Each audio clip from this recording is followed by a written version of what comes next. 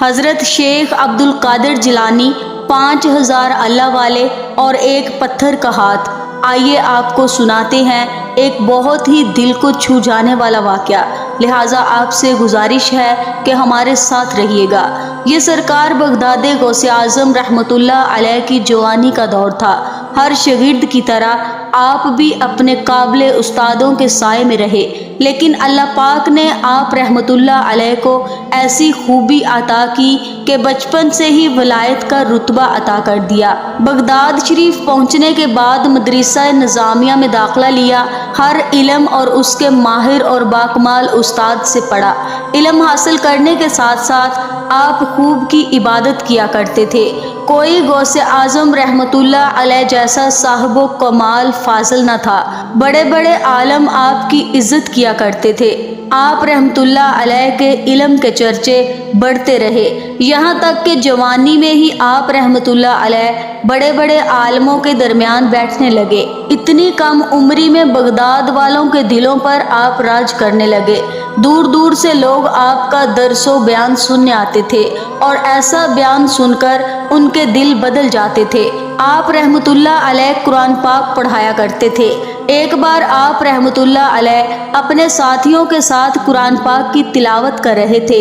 شاگردوں کی ایک جماعت آپ کے پاس بیٹھی ہوئی تھی اور سب قرآن سیکھنے لگے۔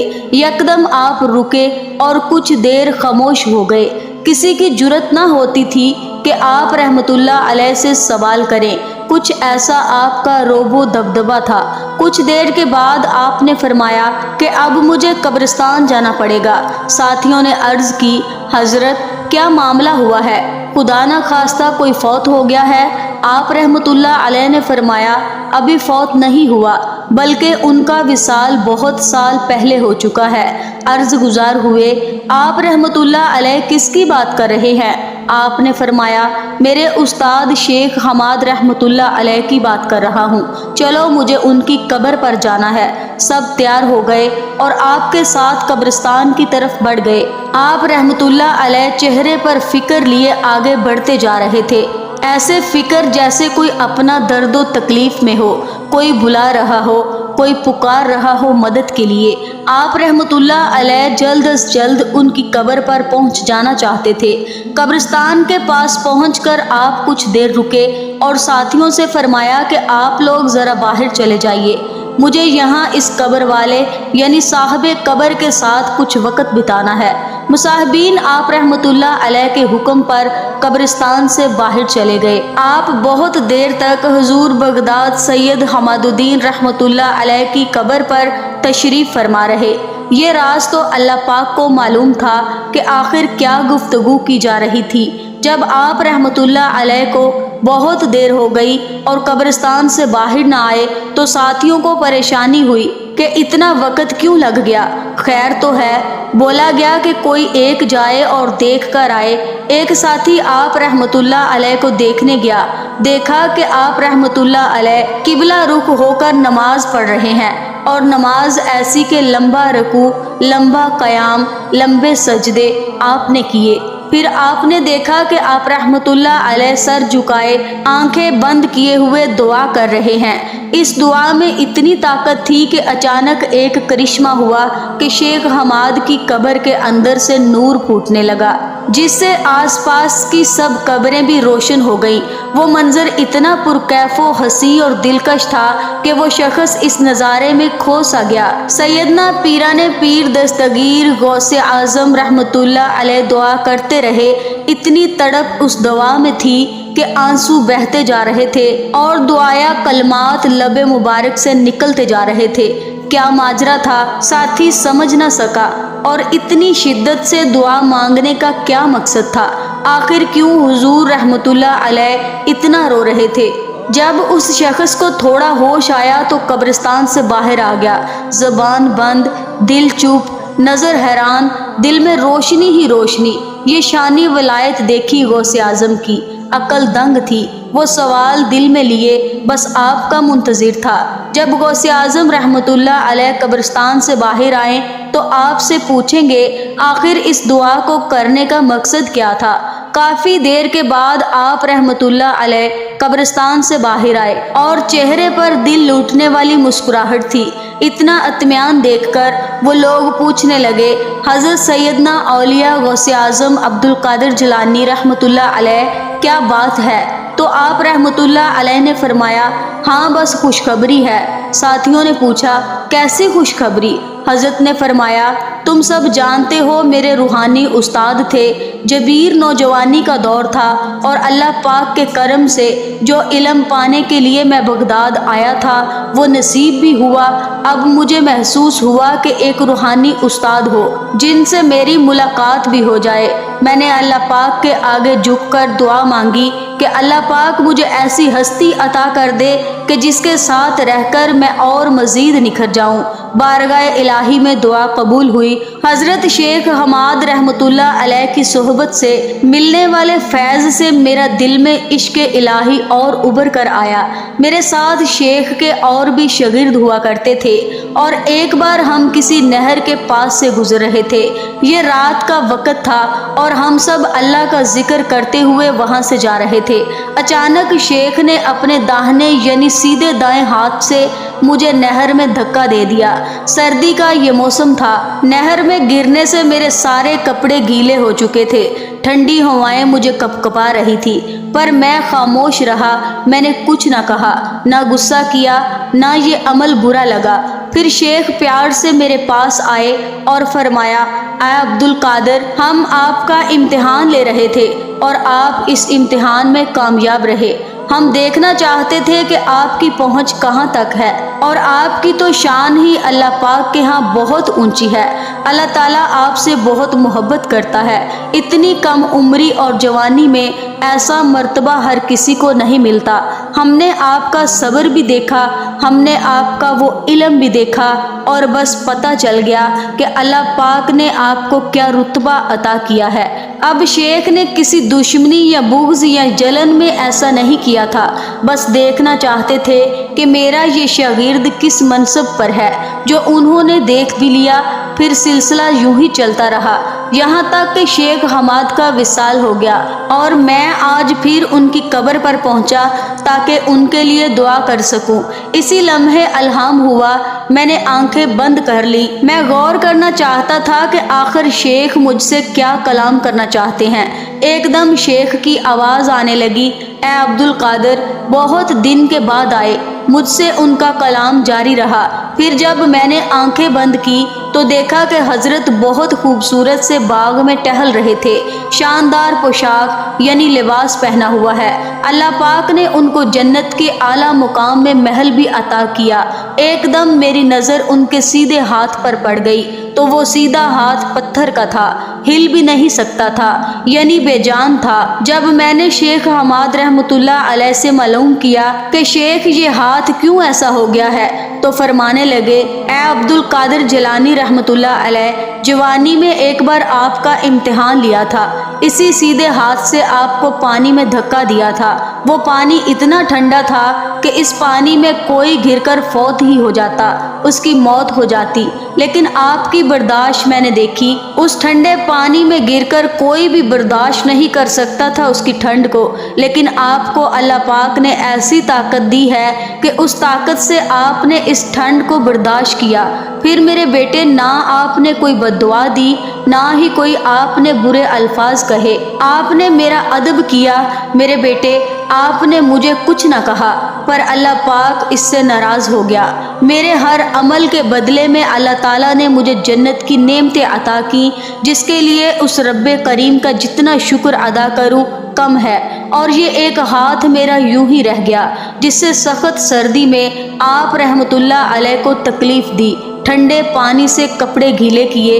آپ رحمت اللہ علیہ نے اس پر صبر کیا اور اللہ پاک کو یہ عمل بہت پسند آیا، لیکن میرا یہ عمل اللہ تعالیٰ نے مجھے اپنی رحمت سے جنت کا محل تو دے دیا، لیکن جس ہاتھ کو میں نے صرف آپ کا امتحان لینے کے لیے، آپ کی طاقت کو آزمانے کے لیے استعمال کیا، اور جس ہاتھ سے گستاخی ہوئی اس کو بے جان کر دیا گیا۔ اے عبد القادر جیلانی رحمت اللہ علیہ، اللہ پاک کے آپ محبوب ہیں، محبوب سبحانی ہیں، اور محبوب کو تکلیف دینے کی سزا مجھے مل گئی۔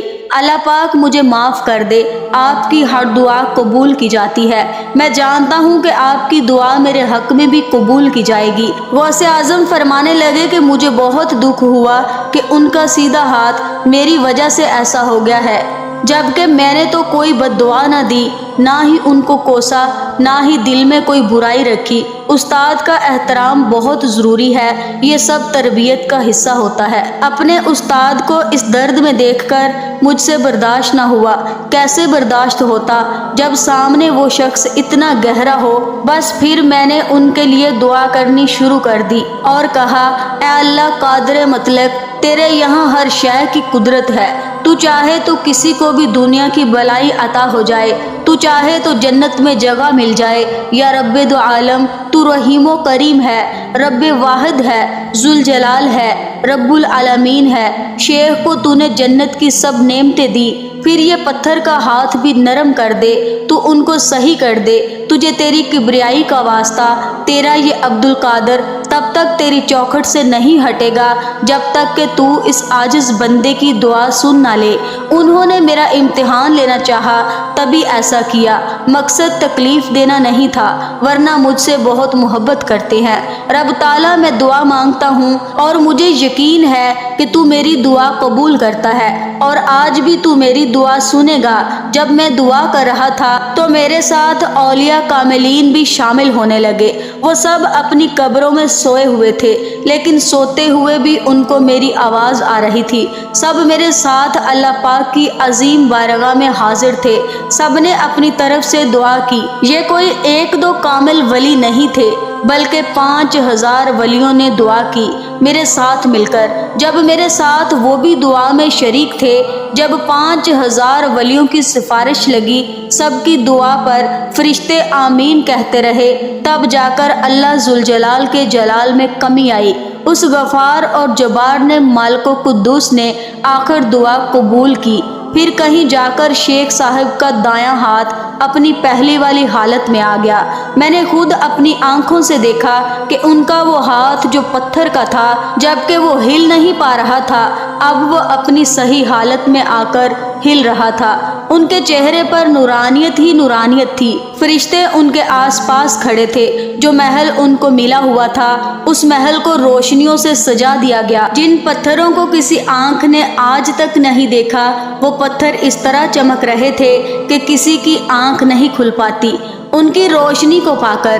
پھر وہ میرے استاد شاندار سے لباس میں میرے پاس چلتے ہوئے آئے۔ ان کا ہاتھ اب ہل رہا تھا۔ اللہ پاک نے اس کو اتنی جان دے دی کہ وہ ہاتھ سے مجھ سے مصافحہ کرنے لگے اور کہنے لگے، اے میرے عبد القادر، آپ نے میرے لیے دعا کی، اللہ تعالیٰ آپ کو جزائے خیر دے۔ جس دن نہر میں آپ کو میں نے گرایا تھا، اسی دن میں نے آپ کے مقام کو سمجھ لیا تھا۔ میں نے اللہ پاک سے توبہ بھی کی تھی، لیکن جب تک آپ رحمت اللہ علیہ کی سفارش نہیں لگتی، اللہ رب الکریم مجھے معاف بھی نہیں کرتا۔ آج آپ رحمت اللہ علیہ کی سفارش لگی، اللہ پاک نے مجھے معاف بھی کر دیا۔ میں آپ کا امتحان کیا لیتا؟ اللہ تعالیٰ نے آپ کے درجے کو اتنا بلند کیا کہ آپ کا امتحان بڑے سے بڑا استاد بھی نہیں لے سکتا۔ آپ کو تو اللہ تعالیٰ کی طرف سے بہت علم دیا گیا ہے، میں آپ کی پہنچ تک کہاں پہنچ سکتا ہوں؟ میں آپ کو بھلا کیا علم سکھاتا؟ آپ نے تو مجھے زندگی کا عمل سکھا دیا۔ میں ہمیشہ آپ کو سب سے اونچا پاتا ہوں۔ بے شک اللہ تعالیٰ نے آپ رحمت اللہ علیہ کو ولیوں کا سردار بنایا ہے، اس میں کوئی شک نہیں۔ وہ ولی جو اس دنیا سے جا چکے ہیں، وہ ولی جو آنے والے ہیں، وہ سب آپ رحمت اللہ علیہ کی ولایت کاملہ کا اعتراف کرتے ہیں، وہ آپ کو سردار مانتے ہیں۔ وہ 5000 اولیاء کرام جنہوں نے آپ کے ساتھ مل کر میرے لیے دعا کی، وہ سب آپ رحمت اللہ علیہ کی وجہ سے میرے لیے دعا کرنے آئے۔ وہ آپ سے اتنی محبت کرتے ہیں کہ ان 5000 اولیاء کرام نے اپنی قبروں میں بیٹھ کر اللہ تعالیٰ سے گڑ گڑا کر دعا کی، اور یہ سب آپ رحمت اللہ علیہ کی برکت سے ہوا ہے، اور یہ عمل کوئی اور نہیں کر سکتا سوائے آپ کے، کیونکہ اللہ تعالیٰ نے آپ کو کامل ولی بنایا ہے اور آپ کے دل کو نرم کیا ہوا ہے۔ اس کے بعد میرے ساتھی، تم نے یہ منظر دیکھا کہ ایک روشنی ہوئی بس روشنی جو قبر سے نکلی، آس پاس کی جتنی بھی قبریں تھیں سب پر سے عذاب ہٹ گیا، سب بخشے گئے، اور میرے استاد غرامی کو سب قبر والے مبارکباد دینے آئے ہوئے تھے۔ اللہ پاک نے مایوس نہ کیا، بے شک اللہ تعالیٰ کی ذات بہت بڑی ہے، ہم سب اس کے محتاج ہیں، اس کی بخشش کے طلبگار ہیں، اس نے ہماری دعا کو سن لیا۔ یہ شان کریمی ہے میرے رب کی، سبحان اللہ۔ میرے ساتھیوں، اس لیے مجھے اتنا وقت لگا، اس لیے میں وہاں پر بیٹھا ہوا اللہ تعالیٰ سے دعا کر رہا تھا۔ انہوں نے کوئی خطا نہیں کی تھی، انہوں نے امتحان لیا تھا، لیکن اللہ جانتا ہے کہ ہمارا مقام کیا ہے، انسان کیا سمجھ سکتا ہے، اور ہمیں اس پر کوئی غرور نہیں۔ سارے ساتھی آپ کو مبارکباد دینے لگے کہ اللہ پاک نے بے شک آپ کو بہت عظمت والا بنایا ہے، سلام ہے آپ کی عظمت کو، آپ نے کسی کا دل نہ توڑا، آپ نے قبر والوں کی آواز بھی سن لی، آپ کی ہر دعا قبول کی جاتی ہے۔ اور پھر اس کے بعد غوث اعظم رحمۃ اللہ علیہ کو جب بھی ان کے وہ استاد شیخ حماد رحمۃ اللہ علیہ خواب میں دکھے، وہ جنت میں بہت ہی خوبصورت سے لباس میں ٹہل رہے ہوتے، اور ان کا سیدھا ہاتھ یوں جگمگا رہا ہوتا جیسے اللہ تعالیٰ نے اس میں نور بھر دیا ہو۔ سبحان اللہ، یہ آپ کی دعا کا کرشمہ تھا۔ آج کی ویڈیو میں تھا بس اتنا ہی۔ مزید ایسی ہی اسلامک ویڈیوز حاصل کرنے کے لیے ایمان وائس چینل کو سبسکرائب کر کے ہماری فیملی کا حصہ ضرور بنیے گا۔ اللہ حافظ۔